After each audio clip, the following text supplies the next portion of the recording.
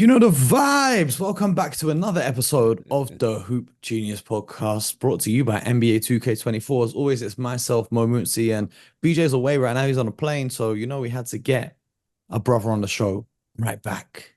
The finest GM in the biz, Detroit Pistons. If you're listening, I got a suggestion. Mr. Scott Perry is with us. Scott, how you doing? Oh man, I'm doing great, Mo. Doing great. How you doing? How things over in London? It's a blessing. We had some rare sunshine today. Had a Oh, that nice little day today. awesome. Some early Awesome. tip off NBA games. This is an early-ish night for me. It's 4 a.m. It's kind of an early finish. Exactly. So let's get this show on the road. The first game of the day was the OKC Thunder in Dallas after Mhm. tying the two games in Oklahoma one apiece. They went into Dallas and lost to the Mavericks 105-101 in a very interesting game because Dallas, of course, took home court advantage from the Thunder and now they held a 2-1 lead in the series. And well, Luka Doncic, it's hilarious when we say Luka struggled. You then look at the stat sheet. He's got a 22-point triple double. Oh no, he only had 5 assists, but like 22 points, 15 rebounds, 5 assists, and 2 steals is not a bad way to go. Kyrie Irving as well, 22 points. They both had very quiet first halves. PJ Washington was the standout scorer for the Dallas Mavericks with 27 points. He knocked down 5 of his threes, and they got 12 off the bench from Derek Lively. And Tim Hardaway Jr. gave them 8 points as well off the bench. Whereas for the OKC Thunder, another quiet game for Chet Holmgren, only 13 points to go along with 8 boards. Shai Gilgeous-Alexander had 31 points, 10 rebounds, 6 assists, and 5 blocks. And Chet had 4 blocks pretty early on in the game as well. Jalen Williams gave them 16. And Isaiah Joe gave them 13 off the bench, but they didn't get much aside from that. But Scott, I want to talk to you about PJ Washington, right? Because this is the second game in a row where he's really gone off. And you can tell that OKC's defensive scheme, what they're trying to do is throw multiple bodies at Kyrie and Luka, and they're helping from the corners, leaving guys like PJ Washington open to shoot those threes. At what point do you weigh up this will average out and he'll start missing some of them versus we need to change our scheme and actually start guarding the corners? Great question, Mo. But PJ Washington is a winning, what I would term a winning basketball player. Now that he's out of Charlotte. Yeah, it's not when he was at Charlotte, but if you go back to his history in college, Okay. and he does a lot of the little things and defends, and so he landed in the perfect place for him in Dallas because look, he's got two of the best closers in the game on his team in Kyrie and Luka. So that takes pressure off of them. And anytime you're going to play against two great offensive players like that in your OKC, you got to play the odds and you got to try to do what you can to slow those two guys down. You can't let them go crazy. And you're going to say, okay, PJ Washington, Tim Hardaway, Derek Jones, Derek Lively. Let's see if you guys can step up and beat us.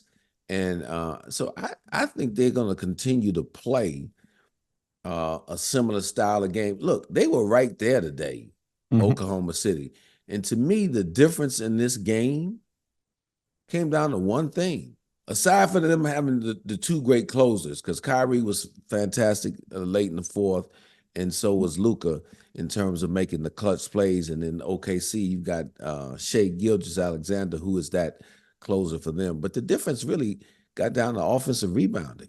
They got 9 extra opportunities. Dallas did. They out rebounded OKC, I think 15-6. Yep. And it's been a problem for OKC all year, the rebounding Yes. numbers. They finished the game with 41 boards compared to 48 of Dallas's, but like you said, 15 of them were an offensive glass, leading to 16 second chance points. And so you give a good offensive team like that many second opportunities, because the rest of the numbers were pretty much even across the board, from 3-point shooting and free throw assists, shooting, steals. Although steals, OKC had everything. 11 blocks in the game. It's very rare you see 11 blocks and you don't win that, because it usually means your defense is locked in. But what we're seeing, though, Mo, is what we've talked about a number of times throughout the year on this show when we evaluated the OKC Thunder. Love their team, love what they're about, but every team has a weakness, and they're just not physical on the interior.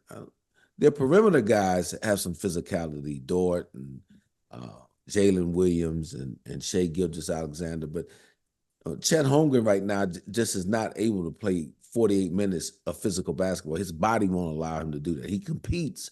I love his competitive spirit, but he's just not physical. And Josh Giddey is not a physical player. So that's where they struggle right now. And somehow they got to figure out how they can lessen that gap in terms of offensive rebounding and being able to make those, start getting more of those 50-50 balls and limiting the offensive rebounding of the Dallas Mavericks. Yeah, they're a team that likes to play on the perimeter, whereas Dallas usually has always one guy, Lively or Gafford, on the inside. So that automatically gives you a boost on the offensive rebounding. I mentioned PJ Tucker. He was shooting 31% from the three during the regular season with Dallas, and that's jumped up to 41%. But another percentage I wanted to talk to you about here is Derek Lively, who shot 50% from the free throw line in the regular season. But tonight, he went 8 of 12 from the stripe. And OKC did something interesting. They went to the Hacker Lively. If you guys aren't familiar, the Hacker Shack term was from when teams would foul Shaquille O'Neal on purpose to make him shoot free throws, stop the clock so they can get the ball back and hope he misses one or both of them. What did you make of employing that strategy in a game where a lot of people thought it wasn't really necessary to do? Well, I understand. You've got a rookie center who struggled making free throws throughout the season. So now you're in a high pressure playoff situation. So I understand the coach from OKC at least giving that a look. Now let's see if that continues during the series. Lively passed that test pretty well today and stepping up and making those free throws. I'm personally have never been a huge fan of that, but I've seen it because I've seen it work sometimes, but I've also seen it backfire. And today was one of those times that I would say it backfired a little because the guy was stepped up and made free throws, and you don't want to intentionally give away points, especially in the playoff games if you can help it. And when you were with the Pistons going up against Shaquille O'Neal and the Lakers, was that something you guys talked about a lot, the Hacker Shack strategy? Didn't talk about it a ton. We had Ben Wallace, who had so much pride, Yep. and even though he was giving up 6-7 inches to In Shaq, height, maybe yep. 5 and another 70 pounds, maybe. Yep. But we prided ourselves defensively, just playing defense the right way. Now there may have been a play here or there that you're gonna foul him and not let him get if he was getting into a real rhythm in terms of scoring, that you may foul him and make him go to the line and make two. But that may occur earlier in the game, not necessarily toward the end of the game. That Pistons team just really prided itself on playing offense and defense the right way and not giving away any points. And we're very stingy defensively, and never really resulted into that. Now, we had teams do that to our team on a couple of occasions because Ben Wallace was a poor free throw shooter, as a lot of people may know. And a lot of times that ended up backfiring against those teams. Yeah, well, in your finals against Shaq, he shot, I think, 11 free throws a game, which was the lowest out of any of his trips to the finals with the Lakers. Right. But yeah, it's going to be interesting to see if they continue that as the series progresses, because of course we know Game 4 is the crucial game in the series because Dallas will have the chance to go up 3-1, or it'll be a tied series after that. So we're going to keep a close eye on that as we move forward. If you're OKC, what can you possibly do with this roster to try and address? Because all season long I've been saying that Chet should be a 4 and they should have a 5 next to him. We know a friend of the show, Bismack Biyombo, signed to that roster, but it doesn't look like he's going to be getting many playoff minutes. But what can they do to address this rebounding issue? Well, you brought the name up because I looked at it today and I looked at the box score and said, why not try Bismack Biyombo for 8 or 10 minutes just to see? I'd rather him take those 30 minutes from Josh Giddey. Yeah, if his physical presence at both ends of the floor can make a difference, can he get them some extra possessions on the offensive glass, as well as limiting Dallas's ability to get offensive rebounds? So I wouldn't be surprised, and this is what the playoffs is about: is adjustments. So if I'm Coach Mark Daigneault, I've got to look at that, understand that is an Achilles heel for us right now. He's the most seasoned physical presence this on their bench right now. So why not try him? So let's see if they do that. That would be something that if I were coaching the team, I would at least feel like I would have to explore it. I once watched Bismack Biyombo get 26 rebounds in a game against the Cleveland Cavaliers in the NBA playoffs when he was on the Toronto Raptors. And that was a great run that he had um, in Yes. in that Toronto uniform. But we'll see, because I think that's interesting. I think obviously they like to play the 5-out offense. They like having five guys that can shoot, well, aside from Josh Giddey. But even he kind of spaces the floor on the perimeter, and he will try and do what he can do. But his minutes still continues to confuse me. He was better tonight than he has been in the first two games of this series. But the other game of today was the Boston Celtics in Cleveland against the Cleveland Cavaliers, getting back to winning ways and taking a 2-1 series lead as Boston got the 106-93 win. And a lot of people had a lot of things to say about Jason Tatum, who responded with 33 points, 13 rebounds, 6 assists, a steal, and a block to lead his team to the win. And Jaylen Brown also chipped in with 28 points, 9 rebounds, 3 assists, and a steal. Jrue Holiday had a great stretch of this game. He finished with 18 points. Derek White gave them 12. And, the Derek White thing, Scott, this is just why I wanted to ask about PJ Washington before, because Derek White was shooting the lights out in the first round and to start this series, but he regressed to the mean very quickly because no one can stay on fire forever. If you're a 40% three-point shooter and you're shooting 70% for a bunch of games, it's only natural you're going to regress pretty Right. quickly. Tonight, he went 3 of 8 from behind the arc, which is decent, but it wasn't quite the form we've seen from him. But it's good to see the ball go through the net for him. And over for the Cleveland Cavaliers, Donovan Mitchell had 33 points on 22 shots. And Darius Garland had 15. He got a little bit going at the end. Karis LeVert came off the bench with 15. And Evan Mobley, another big game from him. He had 17 and 8 in the game. Is it just a Cleveland thing to have one superstar player and not much help? Because that's what they did with LeBron, with the exception of a couple years. And now this is what they're doing with Donovan Mitchell. Because I watched this team and like the stretches of the game where Donovan Mitchell wasn't on the court, it would just fall apart. Yeah, it's been tough sledding without Donovan on the court the entire playoff run for Cleveland. But you got to remember, though, when they signed Donovan Mitchell, Darius Garland had been an all-star already. He had been one-time And all-star. Jared And yes, and people tend to forget that. Now, as you watch this series, Boston appears to be targeting him on the defensive end because of his lack of size. And I think in doing that, that has impacted Garland on the offensive end because they're not getting the consistent output that they need from him. I'm sorry, to really compete and challenge this team on a consistent basis. He's gonna have to play bigger and shoot the ball and score at a higher clip for Cleveland to have any opportunity, in my opinion, to win another game in this series. So that I'll be watching that very closely. Evan Mobley, who you mentioned, we're starting to see some growth from this young man. Last couple playoff games, he's starting to become a little more assertive. I still would like to see him be more than what he's been.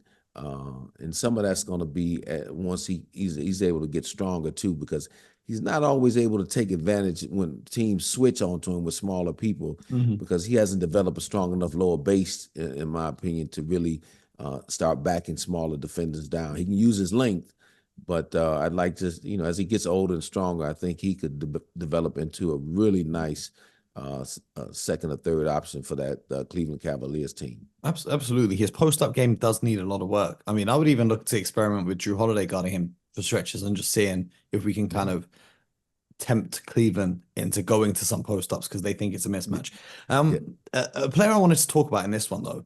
Well, first of all, I wanted to give a shout out to Peyton Pritchard because there was a stretch in this game where the Cavs had cut a 23-point lead down to single digits.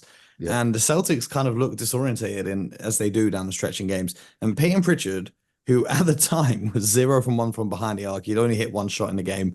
He decided to put up for a 3 from the logo. Just absolute pure confidence on the court with Jason Tatum and Jaylen Brown and everyone there.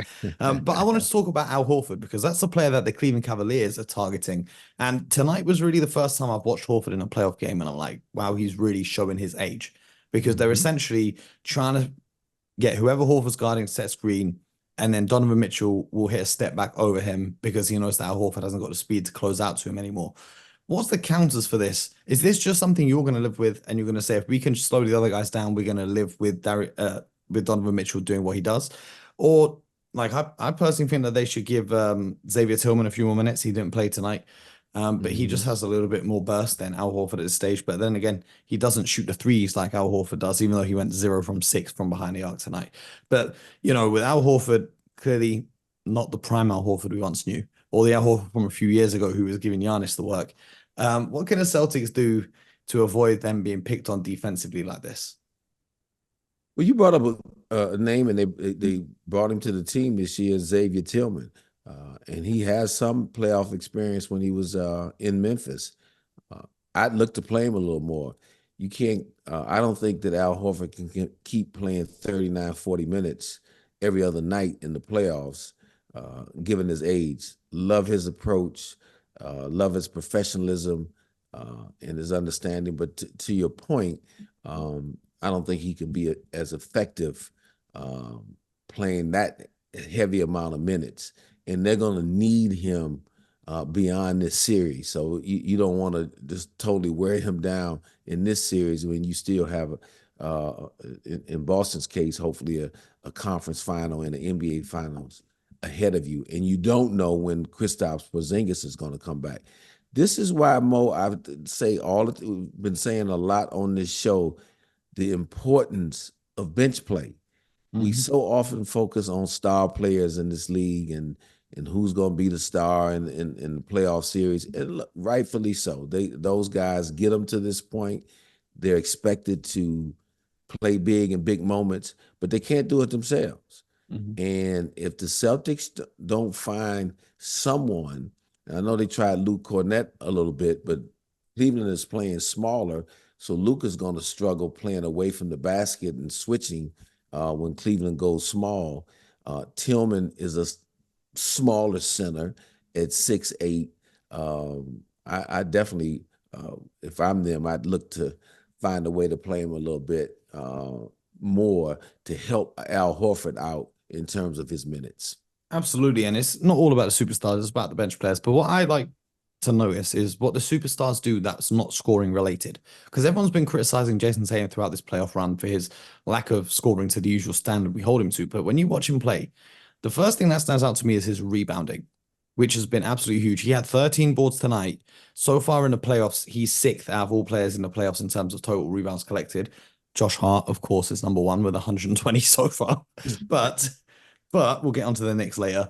But it's not even just the rebounds that come on the stat sheet. The amount of times tonight, if you go back and watch the game again, that he just kind of tips the miss from the Cavaliers to a teammate who then gets the rebound, and then the Celtics get out in transition. And that's like how Jaylen Brown picked up 9 rebounds. Half of them Tatum tipped the ball to him, and he was able to get out in transition.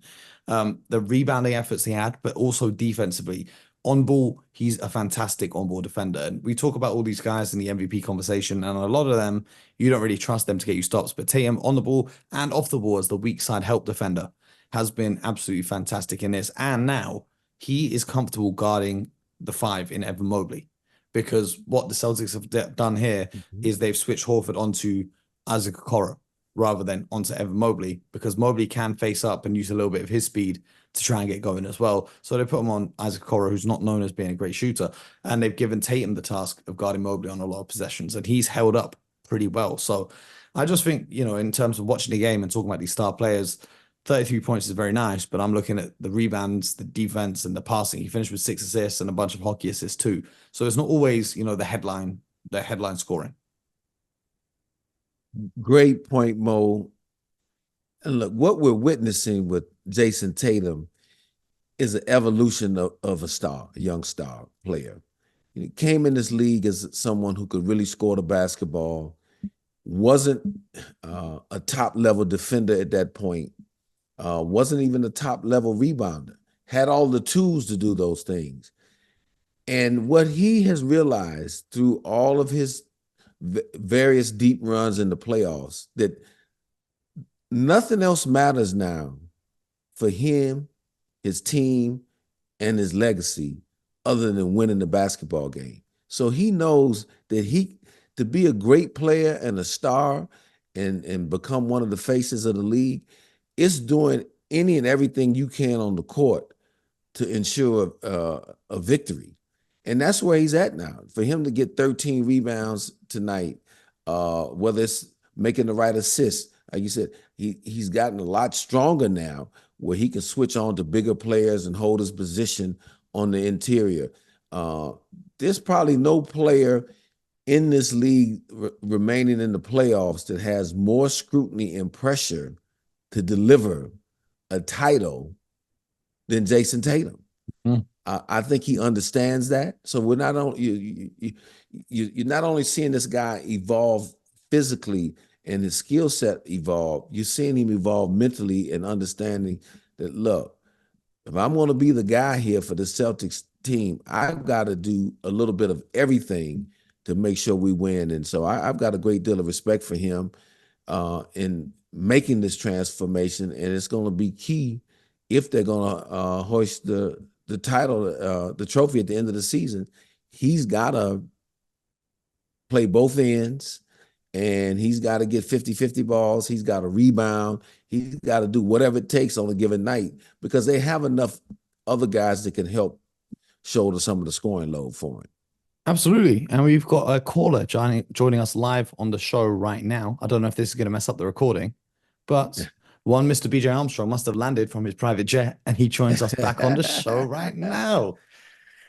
It's good to have the band back together. Just waiting for him to connect as we speak, and then we'll preview tonight's game. So what perfect timing! Awesome. What perfect timing! Awesome. Mm-hmm. Yeah, no, I enjoyed the Celtics performance. I did get kind of worried because they did have such a big lead, and in typical Celtics fashion, you saw it start to slip away a little bit. That is the one troubling trend that we've seen with the Celtics throughout the regular season, even though they had a great regular season, won a lot of games, because they shoot so many 3-point shots, and they get caught when teams start to make a little run at them. You see them start to play a little more one-on-one basketball, and the ball sticks and it doesn't move, and it allows teams to make some sustained runs against them and close the gap. So that's going to, moving forward, to me, that's a little concerning.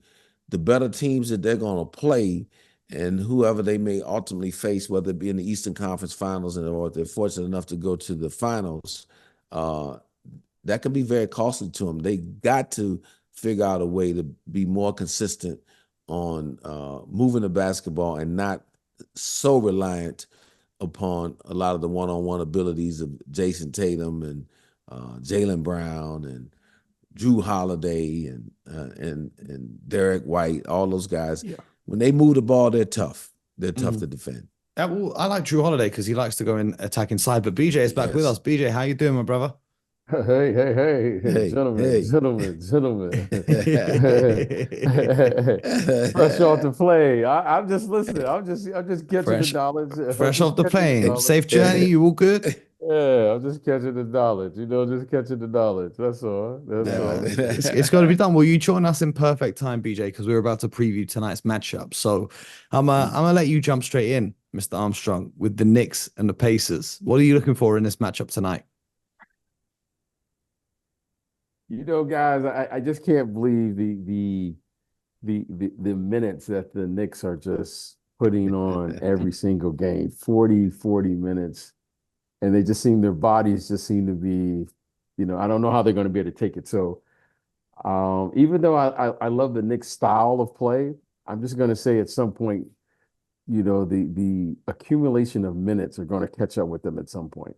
So I'm going to say the longer this series goes on, it's probably going to favor the Pacers.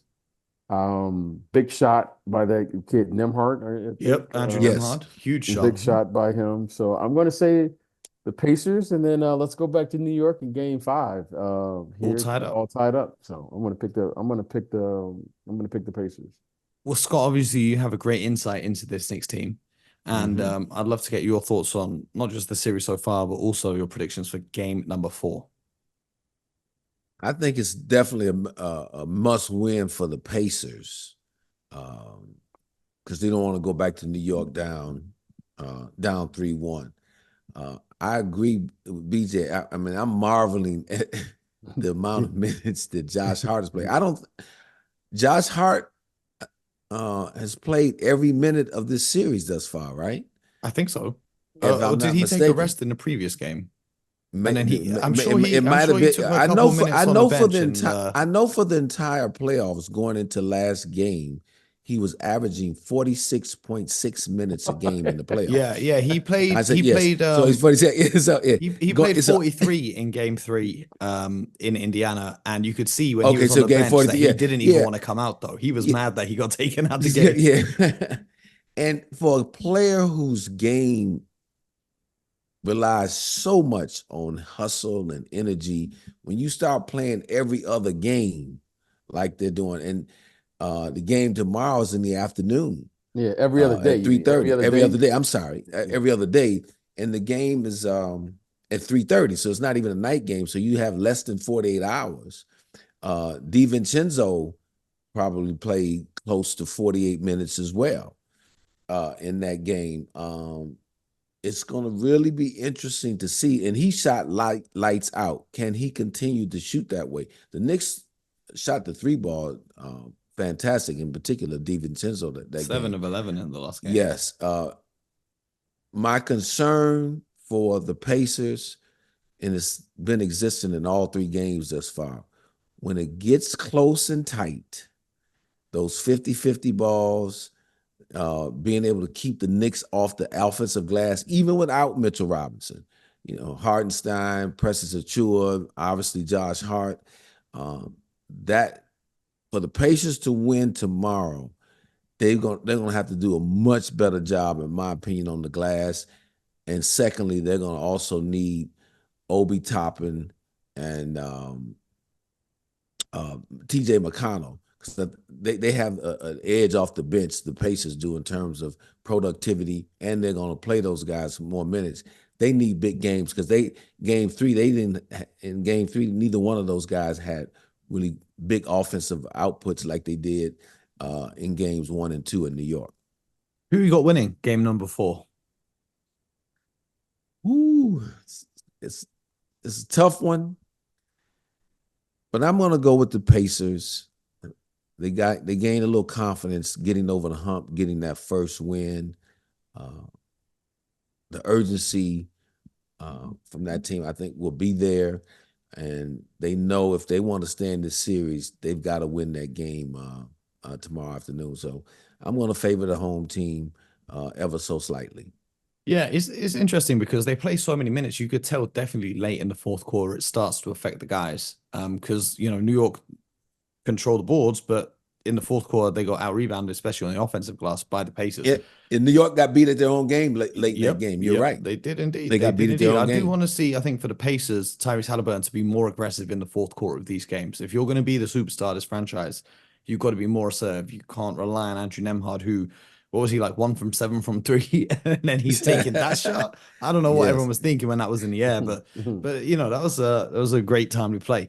Yeah, I think for this one, the Pacers have got to just try and run them off the floor, because as BJ said, as the series gets longer, it's only going to play into your advantage and play into your hands a little more. And the Knicks now without OG for game 4, and I don't know if he's going to be around for game 5, 6, and 7. No. Hamstring injuries are pretty tough. So without OG, this is your chance really to capitalize now. I know Mitchell What's his status, Mo? What's his status? He's unavailable for game number 4. He's unavailable for game 4. And they're staying very tight-lipped with it, but I agree with Mo. When you're talking about a hamstring injury in the midst of a playoff series, I would be mildly surprised if he returns during this series. Well, he did travel with the team to Indiana for game 3 and 4. Yeah, they're going to travel because he can get a lot of treatment with the entire team medical staff. But yeah, so I was going to say a lot of fans thought he might be around for game 4 because he was in Indiana. But no, I think, a hamstring like that, especially for a player like OG. My favorite part about OG's game is, you ever notice when he shoots a 3 or any jump shot, he like bounces on the spot for he takes 3 extra jumps on the spot after he shoots the ball. It's like a follow through kind of rhythm thing. But yeah, I think the Indiana Pacers have a great chance to capitalize on this, being at home as well, and tie the series, and that shifts the dynamic entirely. But speaking of how important game 4s are, tonight's game between the Denver Nuggets and the Minnesota Timberwolves is the most I've anticipated game in the playoffs thus far in this year's playoffs. Because if the Timberwolves take a 3-1 lead with a win, this is defending champions are in serious trouble. But if the Denver Nuggets get the win, then all of a sudden Minnesota have dropped 2 games at home. And if Denver Nuggets get a win, Nikola Jokic said in an interview, what's the key? I think he said it on SportsCenter, the show that Scott does quite a lot. He said on SportsCenter, they said, what's the key to winning against Timberwolves? He said, crossing the halfway line in under 3 seconds. And if they can find a way to alleviate that pressure and play their style of Denver Nuggets basketball rather than being hounded by the Timberwolves, we could very well see a tied series here. But BJ, who have you got in game 4 tonight? I'm going with Denver. I'm going with Denver. It's going to take a monumental effort to beat them, and certainly Minnesota has shown that they have the capability to do it. But I'm thinking if they're going to win this, they're gonna have to win it and go back there and win another game in Denver. So I think I think this is an opportunity to figure out who they are, talking about Minnesota.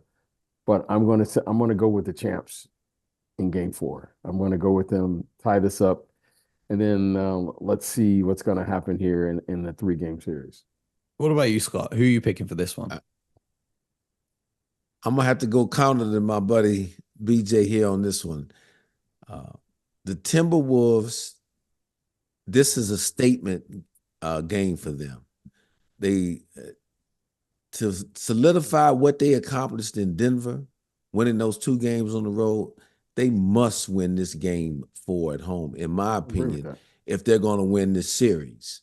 Anthony Edwards, I love what he said at the end of the game, how he took responsibility for the loss. This is what I was going to say. I'm anticipating Anthony Edwards' best performance we've ever seen from him, because what he said after the game that Scott just said, he said, it's on me. I'll take the blame for this loss. I came out with no energy at all. I can't afford to do that for my team. I let my team down, the coaches and the fans.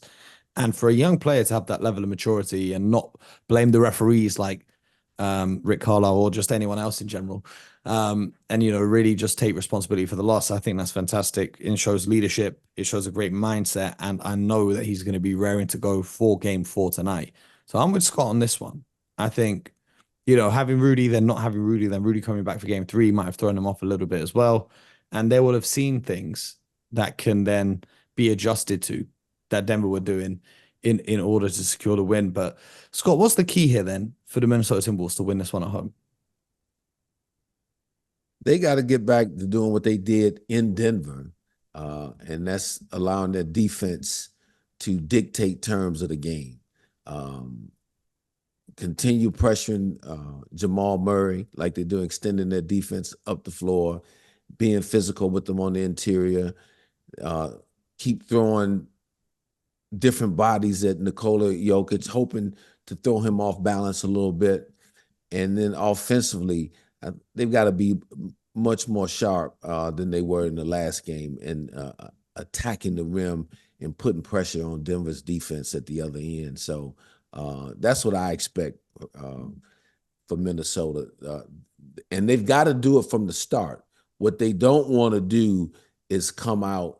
Whoever's going to win that opening volley in that first quarter and who's going to set the tone for how this game is going to be played, I think will go a long way in terms of determining who's going to be the victor. And Minnesota has done that in 2 of the 3 games. I can't imagine them not being able to do that at home in this pivotal game 4 for the series, because if they go back to Denver 2-2, it's an entirely new ball game now. Now you're playing the world champs best of 3, 2 of those games being in Denver. And I'm hard pressed to see if Denver goes back 2-2 to see them losing another game at home. Yes. The game they won though in Minnesota, Jamal Murray got working early. Usually he waits till like the 4th quarter or the second half at least to get going. Yes. PJ, as a guard in this league, if he's being pressured by, Jaden McDaniels, Anthony Edwards, Nickeil Alexander-Walker, what can he do to kind of overcome some of that? And what's the key for Jamal Murray to get a hot start going into this game? Because without him operating how he usually does, this team has really struggled. Well, you can see the spacing in game 3 for the Denver Nuggets was much better. So there's ways of alleviate of really dealing with the pressure that you saw in the first 2 games of this series. So I'm not concerned. Jamal Murray is an all-star caliber player. Okay.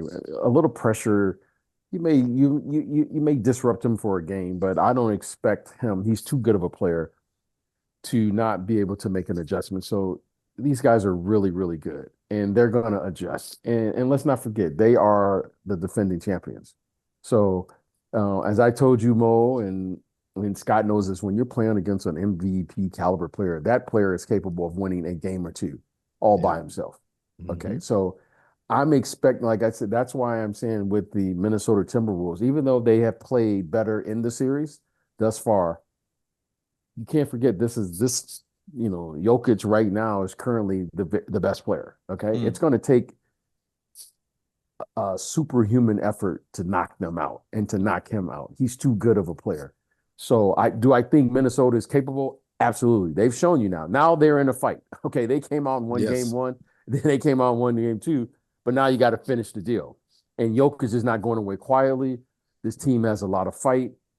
They have a lot of pride, and I think it's going to be a phenomenal game. I really do. Now, I don't know if this moment is too big for the Timberwolves. And this is a big moment for them, okay, in a lot of regards. Because now we are saying, oh, wow, they can beat them. And they've shown that they can beat them. But Minnesota's not going to go away quietly. So I will be glued into this game, okay? Mm-hmm. And you want to see a great effort, but I can assure you Jokic and Murray will show up. And we're going to see who's going to show up on behalf of the Timberwolves because they're going to need it. We're going to learn if the Minnesota Timberwolves are ready to take that next step. Thank you, Coach. That next step. They've taken the step, obviously, this playoffs thus far, winning the first round, going to Denver, winning the first 2. Now, this step here is showing, okay, we're ready to go to the championship or not. Yes. We're gonna see. And I don't know. And like I said, they've got to answer the question. None of us know the answer to that question yet right now. Would you agree with me saying whoever wins this particular series is winning the whole thing? The NBA championship? I believe Minnesota, forgetting game 3, going into game three of this past series, were playing the best in the playoffs on either side. They were undefeated up until game 3. Yeah, they were playing the best.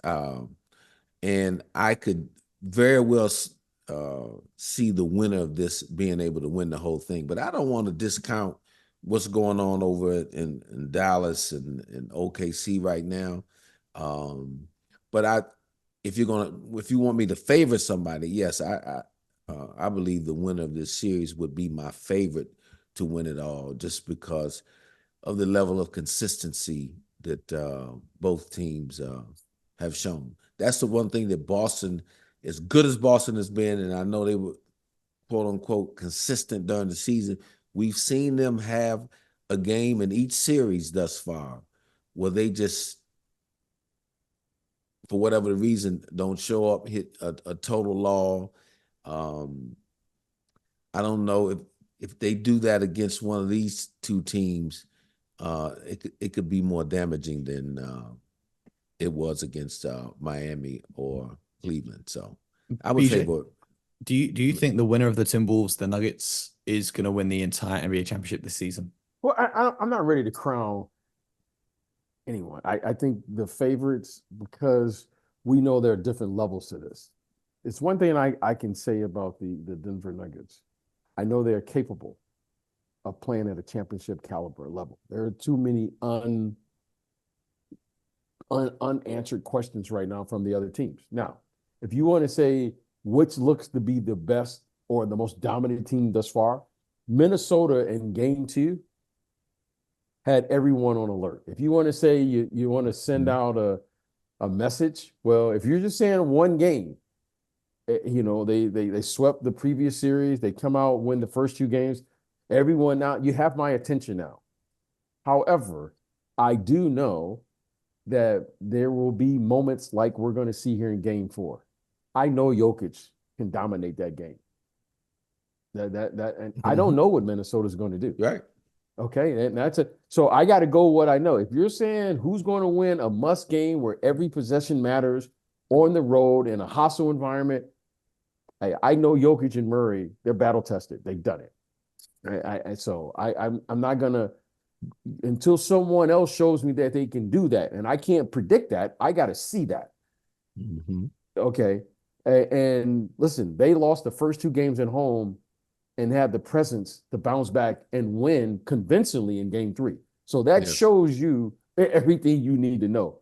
Okay, all right. I'm not ready to say anything now. Minnesota, this Dallas team, hey, Kyrie has been there. Kyrie has been superb. His leadership has been incredible in what they're doing. Big win today. I'm sure OKC felt that they have an opportunity to win that game today. And listen, they could very well win Game 4. So, and your Celtics, Mo, and your Celtics. What do we say, Mo? Scott said it here. Everyone knows it. They're going to have a game where Mo was going to go crazy. They just do that for you, Mo. Mo, you know what, Mo? You know what it might. You know what the Celtics are, Mo. This is what it's like raising teenagers. They're going to do something. You just got to live with it. They're just going to do something, Mo. You know. This is the Celtics are. This is your teenage child right here, Mo. They're going to do something every series, but they always come back. So they've been consistent. They're going to do it. They'll probably win big next game, and then they'll move on. But playing against Jokic, I know that may not be good enough. That's not the formula you want against Jokic. You can't have those games or whatever where they just. So I'm not ready to say that though, Mo. There's a lot of parity still, but Minnesota caught, I think, everyone's attention. I mean, they were really, those first 2 games, they were really, really good. I see Minnesota as the one team, even before the series started, that was capable from a physical standpoint of matching up well against the Denver Nuggets, as well as any team over in the West, because of the size and the different different guys that they could put on Jokic and then how they defended and on the perimeter. You look, because Anthony Edwards can guard Jamal Murray, but you can put Jaden McDaniels on him. Nickeil Alexander-Walker. There's different people that you can move around. They're very versatile defensively, and they were the number 1 ranked defensive team in the league for a reason this year, and they've shown it thus far in the playoffs, with the exception of the last game. Denver figured some things out and showed what a heart of a champion is. Denver was not going to just fade away lightly. So I wasn't surprised that Denver won the game. I was a little surprised maybe at the margin, but I wasn't surprised at the game. Like you say, in terms of the way the team is built, Tim Connolly, who built the Denver Nuggets, went and built this Minnesota Timberwolves team. But if you also look at the coaching staff, Chris Finch was an assistant under Mike Malone, and now Chris Finch is sidelined with an injury. Mike Nori was also an assistant to Mike Malone. So there's like matchups within the matchups, even down towards the coaching staff, in terms of this Timberwolves team being built to take apart the Denver Nuggets, who are the reigning champions. But we're going to have to see how it goes, and we'll be back with more on tomorrow's episode. Make sure you guys subscribe on YouTube, Spotify, and Apple, wherever you get your podcast from. Anything else, fellas? Well, we're going to see tomorrow if Andrew Nembhard can shoot another one from the parking lot. He won the game in the parking lot. I didn't get a chance. Exactly. BJ Scott's texting him before the game with some tips on how to shoot. Exactly. Out from the basket. That was unbelievable. I mean, he shot that one from way out, didn't he? And it wasn't like he was hot. It wasn't like exactly he was hot. Right. Exactly. I got to give that kid credit for taking that shot, and that was a big time shot. Yep, I'm looking forward to it. Those of you in the UK, you can catch me breaking it down on TV. I'm on BBC Three, BBC iPlayer. We'll be covering the Knicks and the Pacers, and then back to my hotel to do Denver, Minnesota, and then back to the podcast. So I'll do that. BJ, enjoy your travels. Scott, safe travels to you tomorrow as well. Yes. And I'll see you guys very soon for another episode of the Hoop Genius Well, podcast. how come you won't be joining us here in the States? I mean, Yeah, we'll Mo, all we're be in the missing same you. city. What's going We on? Like, could have I done ain't a get the live invitation. show. We I ain't could get the have done invitation. I ain't get the invitation. all 30 teams are going to be here, and there's only one person missing. No, like, what's going on here? We need to Right. tell Mr. Adam Silver to send me a plane ticket in the post. You know what I'm saying? Okay. This is a cost of living crisis we in. You know what I mean? I ain't gonna be paying for these flights. You know what I'm saying? Oh, I need Uncle Adam to send me the jet. Oh, You know what I okay. mean? All right. I was I just mean, saying, they you know where I'm at. If they want me there, they just I need to make the call. I'm available. You know what I mean? Because I live show, could have spoke to some of the draft prospects over there in Chicago. Yeah, you know that's what I'm saying. Yeah, Like, yeah. what is going on? Absolutely. Like, everyone's here except Mo. What is happening here? Like, Well, the TV studio is in Manchester, so if there's any flights from Manchester to America tomorrow evening, feel free to put me on one of them, and we'll be there and we'll get it done. You know what I mean? I'll pack my suitcase with the cameras and the mics, and we'll make it happen. But if not, then we're gonna have to maybe get the NBA Finals. Maybe we'll do something for the NBA Finals. Maybe Summer League. You never know. You never know. You never know. You never know. I'm gonna stay working on it. But until next time, you guys enjoy. I'll be here watching from a distance, and you guys will be tuning in for more of the Hoop Genius podcast. Get buckets.